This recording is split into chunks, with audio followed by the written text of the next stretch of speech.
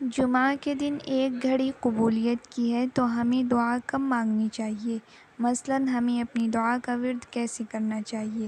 جواب: متعدد صحیح احادیث میں جمعہ کے دن قبولیت دعا کی گھڑی کا ذکر آیا ہے۔ اس وقت کوئی بھی مسلمان اگر اللہ تعالیٰ سے دعا کرتا ہے تو اللہ تعالیٰ اس کی دعا قبول فرماتے ہیں۔ البتہ اس گھڑی کی تعین کے متعلق مختلف اقوال ہیں اور مشہور قول دو ہیں۔ پہلا قول ہے یہ گھڑی عصر اور مغرب کے درمیان رہتی ہے، اور دوسرا قول یہ ہے کہ یہ گھڑی امام کے منبر پر بیٹھنے سے لے کر نماز کے ختم ہونے تک رہتی ہے۔ ان میں سے پہلا قول راجح ہے۔ یہی وجہ ہے کہ ہمارے بہت سے اسلاف جمعہ کے دن عصر سے مغرب تک دعاؤں میں مشغول رہتے تھے اور مغرب سے کچھ پہلے دعا کا اہتمام فرماتے تھے۔